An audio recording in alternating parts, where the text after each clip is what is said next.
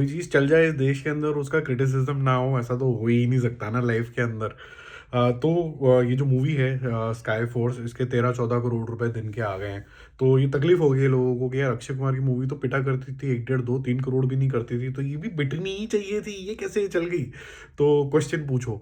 तो जी किसी किसी के पास कूपन पहुंच गया, बहुत ज़्यादा चीज़ें वायरल भी हो गई कि बुक माई शो के ऊपर जाओगे, स्काई फोर्स 250 लिखोगे, तो आपको सुबह 10-11 बजे तक अगर आपने बुक कर ली टिकटें फर्स्ट दिन के अंदर, तो आपको डिस्काउंट मिल जाएगा 250 रुपीज़ का फ्लैट। तो यानी अगर 300 रुपये की टिकट है या 350 की टिकट है, तो आप 50-75 रुपये में आप देख सकते हो। तो एक तो ये सवाल था कि क्या ये अच्छी स्ट्रैटेजी है कि नहीं है, उसका मैं आंसर करूंगा। और इसकी अकाउंटिंग किस तरीके से होती है, क्या आप 75 रुपये की टिकट मानोगे कि ये 325 रुपये की ही टिकट मानोगे।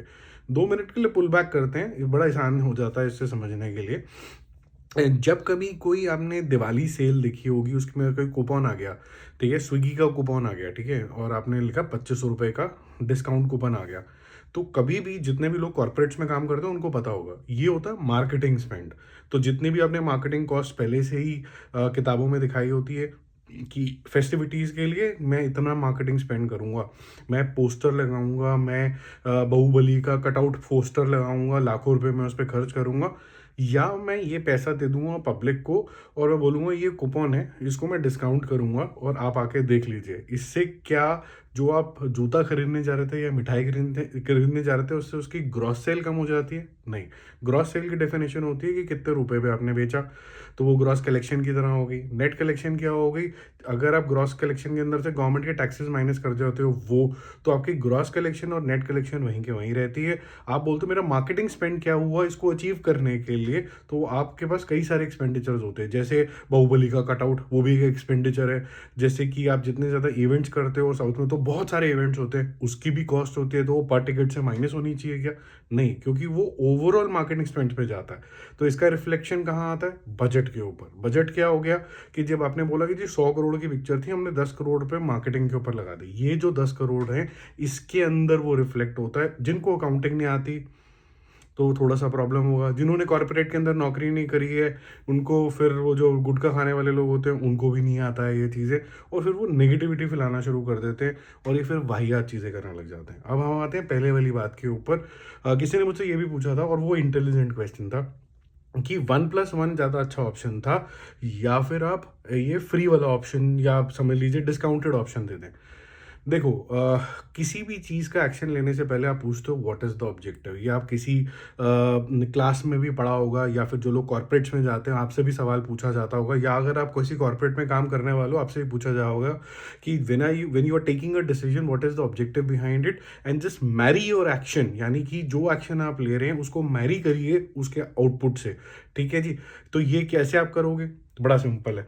जब आप 1-on-1 फ्री देते हो तो इसका मतलब क्या हो गया कि जी अब ये तो आप आ ही रहे थे, एक और दोस्त को ले आना, एक और फ्री मिल रही है, चल यार चलते हैं और एक बार ही देख के आ जाते हैं, मेरे पास फ्री की टिकट है यार, 10 टाइम पास कर लेंगे वहां पर, शाम को बैठ के एक सुट्टा ही मारना है तो मेरे साथ चल ले। तो इसका मतलब क्या हुआ, आप एडिशनल लोग लेके आ रहे हो। But is that the problem with Sky Force? No, the problem is something else. The problem is कि यहाँ पर आपका जो ट्रस्ट फैक्टर है कि ये बंदा यानी कि अक्षय कुमार अच्छी पिक्चर डिलीवर कर सकता है आज के टाइम के हिसाब से, ये मूवी बहुत ज़्यादा अलग है फाइटर के हिसाब से, तो आपको क्या करना पड़ेगा, ट्रायल्स कराने पड़ेंगे। ट्रायल्स कैसे होते हैं कि जी मैं आपको डिस्काउंट दे रहा हूँ, आके देखिए, डिस्काउंट कूपन मैं मार्केटिंग स्पेंड यहाँ पर डाल रहा हूँ। तो अगर आप डिस्काउंटिंग कूपन्स फेंकते हो तो ट्रायल आता है, उससे वर्ड ऑफ माउथ आता है, अगर वो पॉजिटिव आ गया तो फिर ऑर्गेनिक ग्रोथ जो होती है वो कई टाइम्स होती है। ये एक शार्प मार्केटिंग दिमाग का स्ट्रैटेजी है। मेडॉक इंटेलिजेंट तरीके से मार्केटिंग भी करते हैं और अच्छे तरीके से पिक्चर को प्रोड्यूस भी करते हैं, अच्छे तरीके से उसकी विजिबिलिटी बनाते हैं। मेडॉक ने बिल्कुल राइट डिसीजन लिया। तो इस एग्जाम्पल से आपको समझ में आ गया होगा। अब आप देखिए कि एक मिठाई वाले का एग्जाम्पल भी लास्ट टाइम ले लेते हैं।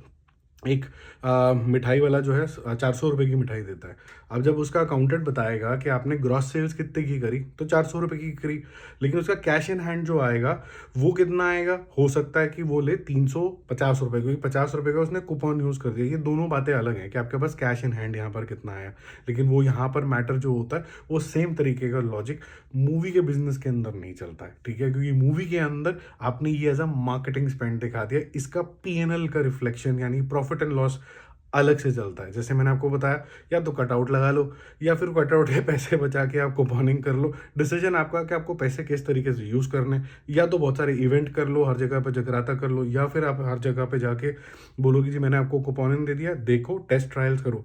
अगर आपने प्रॉक्टर एंड गैम्बल की अगर केस स्टडी पढ़ी हो, या फिर आपने यहाँ पर यूनिलीवर की यहाँ पर पढ़ी हो, केस स्टडी पढ़ी हो या नहीं पढ़ी हो, तो गूगल करके देख लेना।